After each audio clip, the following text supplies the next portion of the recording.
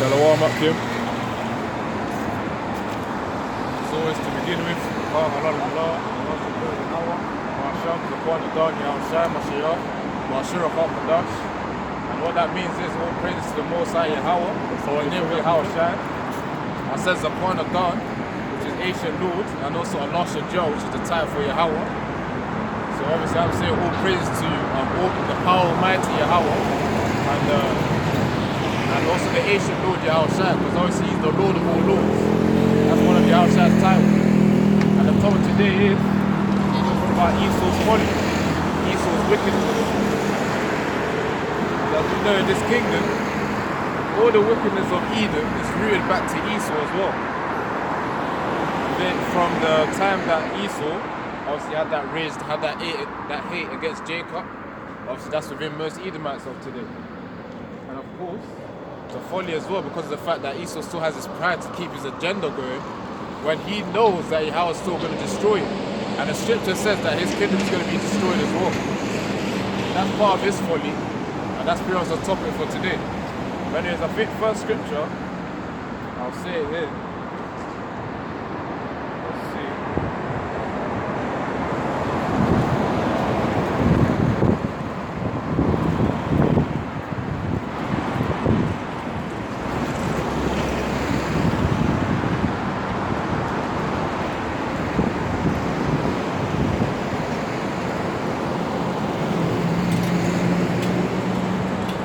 Let's start with the Esau and Jacob, Genesis 25. When Esau pretty much saw the birthright as the elder son as worthless, that's pretty much his first time where he's shown folly. That's foolishness to sell your birthright, which is the first thing you shouldn't do. He thought it was worthless, but in the grand scheme of things, that thing is actually worth a lot. But yeah.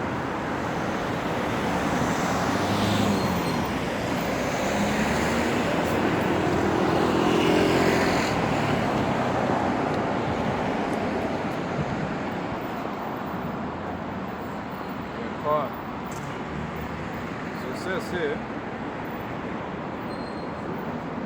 I'll start from verse 27, in Genesis chapter 25, verse 27. It says here, so the boys grew, and Esau was a skillful hunter. Why am I standing? I'm reading the book, I'm reading this book.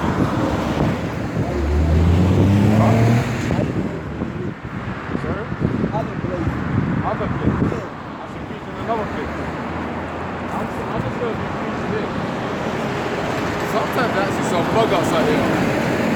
They're trying to distract you, but I don't even know what they're on about.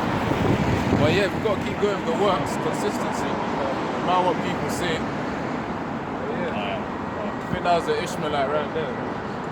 Sorry, what's going on? Pretty much a bug out mentality. But he was asking me why am I preaching. But anyways, going back to the scriptures, let's get back to it. Verse 27, pertaining to Esau and Jacob, it says here, so the boys grew, and Esau was a skillful hunter, a man of the field, but Jacob was a mild man, dwelling in tents. So Jacob was dwelling in tents, and also, as it says in the scriptures, he was a plain man. In the New King James Version, which I have here, so not here because it was the only one I had available, it said he was a mild man. So obviously it's linking to being a plain man, a complete man. And obviously Esau was a skillful hunter. It says here in verse 29, actually verse 28, and Isaac loved Esau because he ate of his game, but Rebekah loved Jacob. So obviously I think it was because of the food that Esau hunted for, that's why Isaac favoured Esau. And yeah, Rebekah loved Jacob. It says here in verse 29, now Jacob cooked stew, and Esau came from the field, and he was weary. Weary meaning tired. So when Esau finished his hunting, Esau was tired. And it says here, verse 30, in Genesis chapter 25, and Esau said to Jacob, please feed me with the same red stew, for I am weary. Therefore his name was called Edom. So the reason why he was also called Edom alongside Esau was because of the fact that he wanted red stew. And then obviously his complexion was similar to Esau as well. And it says here, verse 31, and this is where Jacob obviously tricked Esau into selling his birthright, but Yahweh Shem Yahshua was the one who ordained it. It says here, in verse 29, now Jacob cooked a stew. Actually, Salaki, verse 31, it says, but Jacob said, sell me your birthright as of this day. And verse 32 says, and Esau said, look, I am about to die, so what is this birthright to me? So basically Esau saying, this birthright that he had before, which Jacob was seeking to gain, was worthless. That's pretty much why Esau abandoned it. And obviously, pertaining on to the topic that Esau, I think it's named Esau's Wickedness and Folly. This is where the folly starts from. From that very moment where Esau sold his birthright, we just knew that Esau was the person. He pretty much represented folly as well, and wickedness as well. A birthright that's given to you, that's pretty much ordained by Yahweh Shem Yahshua, then reject it. You're the elder son, and you also sell your birthright. That's just foolishness in itself. And yeah. Obviously from there, then Obadiah chapter 1 comes in, where his wickedness starts to increase and increase. Obviously towards Jacob, as we know, with these Jews doses, they'll be implemented and targeted towards Israelites. I think in Babylon pretty much they're targeting the Negroes, the Latinos, the Native American Indians. I think they said as the ethnic minorities or something like that. They're targeting the Israelites, that's the summary.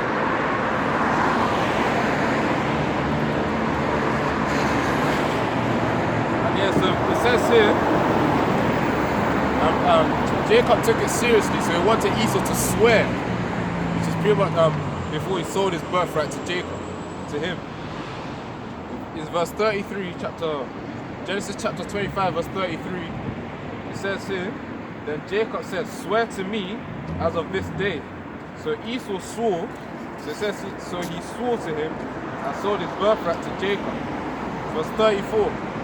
And Jacob gave Esau bread and stew of lentils, and he ate and drank and arose, and went his way. Thus Esau despised his birthright. And it says it here that Esau didn't like his birthright. It says here in verse 34, it says, and Jacob gave Esau bread and stew of lentils. Then he ate and drank and arose, and went his way. Thus Esau despised his birthright. So of course, where it says thus Esau despised his birthright, that's talking about you, right? Do you know you're an Israelite, bro? What? Do you know you are an Israelite? You are an Israelite. You gotta know the names, Yahweh and Yahushua, and come back to Yahweh. Huh? Two-thirds. Honestly, I'm trying to bring you into the truth. They just keep walking, speaking folly. But anyways, the folly is rooted in Esau Edom. Because he's the one who's bringing all this confusion as well. Making Jake worship different idols. It's pretty much frustrating to the Most High Yahweh. But Shem Yahshua as well. Yahweh Yahushua all frustrated with Jacob right now. They've being in this confused state, trying to wake them up. They just keep going. They don't want to listen. And they think they know it all as well. I think as it says in Proverbs, a wise man seeks understanding. That's the key. Let me try and find a similar scripture to that. It's in the book of Proverbs.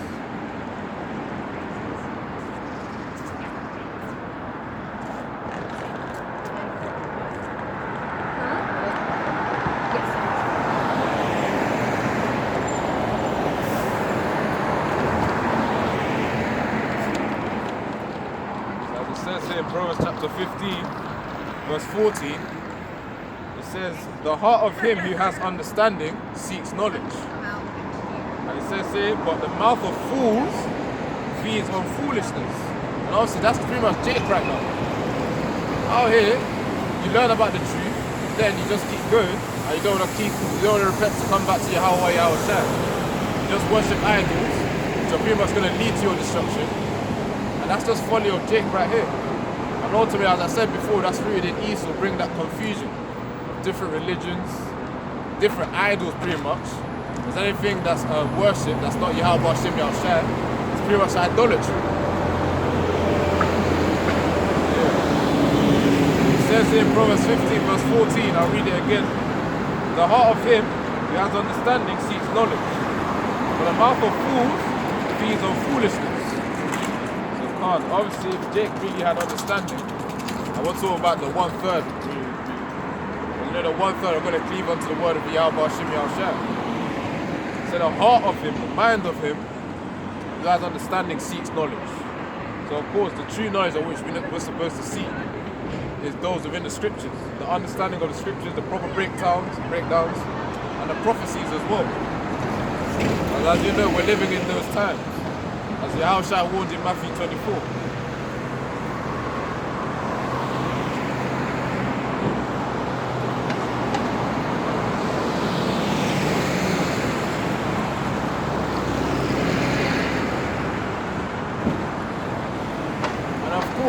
Another reason, which is pretty much part of the fundamental reason as well, is the fear of Yahweh Hashem Yahushai, which is why we come out in the highways and byways. It says in Proverbs chapter 15, verse 22, it says, without counsel, which is advice, without counsel plans go a-weary, but in a multitude of counselors, they are established. So of course, as Yahweh Hashem Yahushai is setting up his prophets, Yahweh Tazar, we're doing the right works as well. And we keep doing these righteous works as well. This is to preach unto every man in all wisdom, as Colossians chapter 1 verse 28 or 27 says, and Ecclesiastes chapter 12 verse 13 says, fear Yahweh and listen to his commandments. And of course, as we're doing that, we're supposed to be giving wise counsel, wise advice to Israelites that are walking by. So of course, as Israel walks by, Yahweh Tazar will preach to them, and if the Spirit leads them to be attracted to this word, then more likely, Yahweh Tazar, they'll probably be part of the elect, or the 1/3 at least. So of course, that's the reason why we come out in the highways and in the marketplaces as well, wherever we can to preach. And of course, we've got to keep persevering, because we know each of the elect need to be sealed first before Yahweh Hashem Yahushai can actually bring that destruction upon this kingdom. But that's the thing that we truly seek, the destruction of Esau's kingdom. Because we're tired of handling all this folly. All these idols, the folly of Esau, the confusion of Esau, we're tired of it. But yeah, let me get to another scripture as well.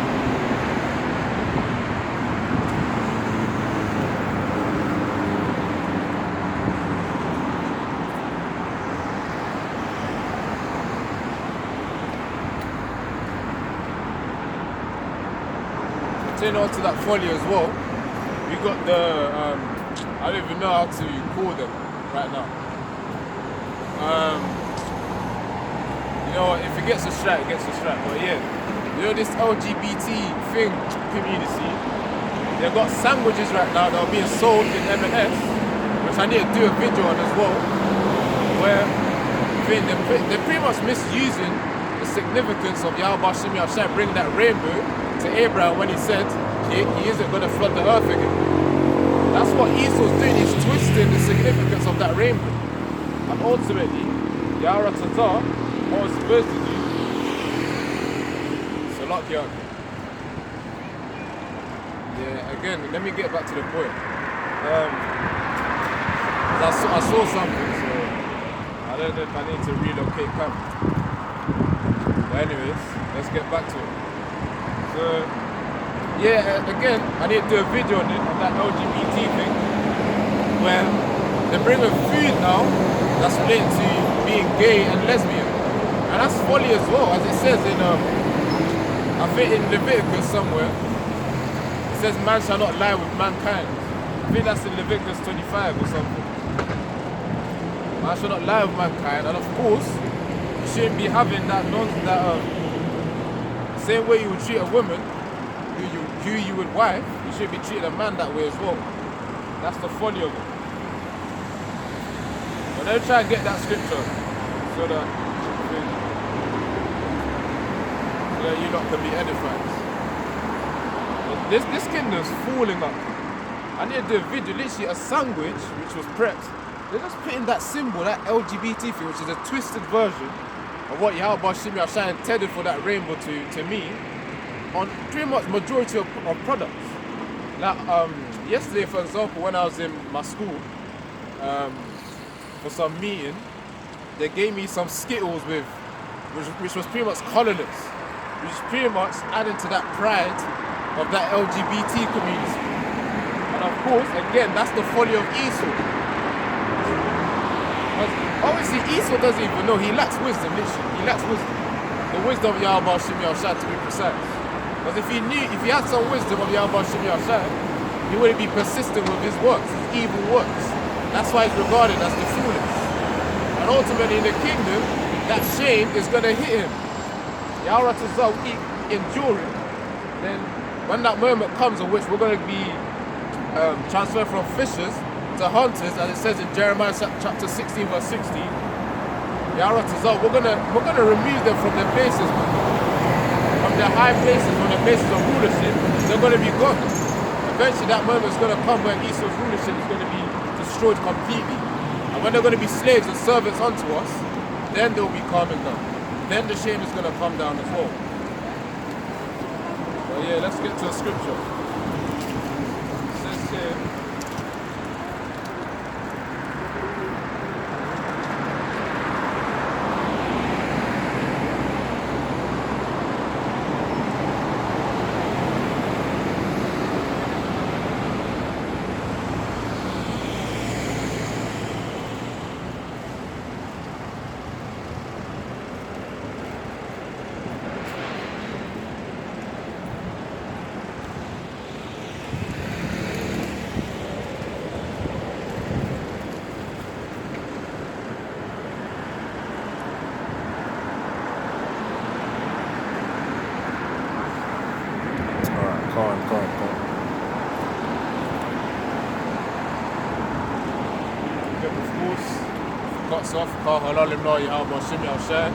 God wanted us to create with some apostles as well. And Yahweh Tazal, we all keep persevering to the end as well. And that's just in case if it cuts off. But yeah.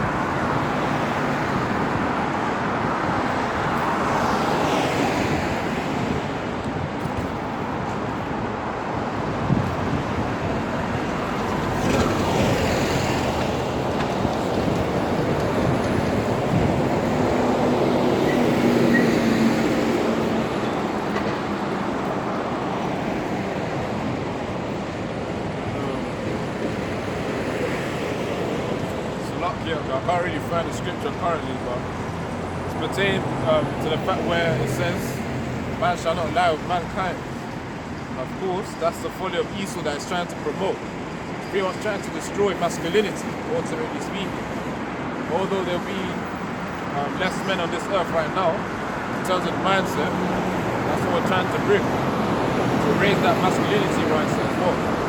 Of course, though people be dying right now, Yahweh Tazar, he's raising up his own men, which is the elect 144,000. Those are the true men of which Yahweh Shimmy Ashai is dedicated to knowing, not knowing, but rather to lifting up. So it says,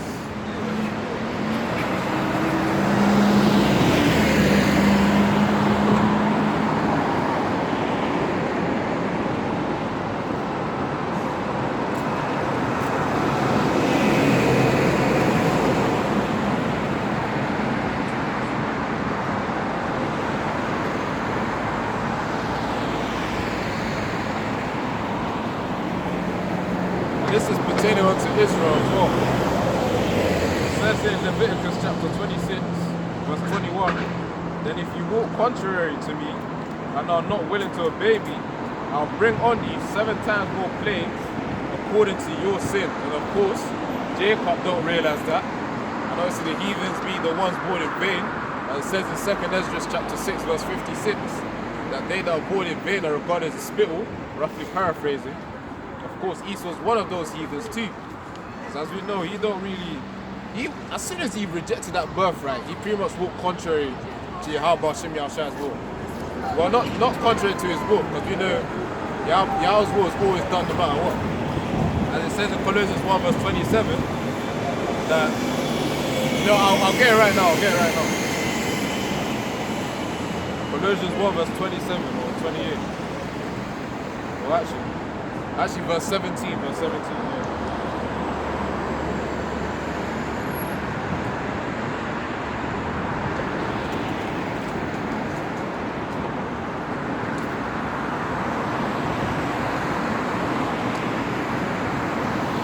Yeah, so obviously, it was within Yahweh's will that these things happen. No matter how evil it may be, it's always Yahweh's will, because we know he controls the left-hand side and the right-hand side as well. So it says here in verse 17, actually verse 16, Colossians chapter 1 verse 16, for by him all things were created that are in heaven and are on the earth, visible and invisible, whether thrones or dominions or principalities or powers. All things were created through him and for him. And in Colossians 1 verse 17,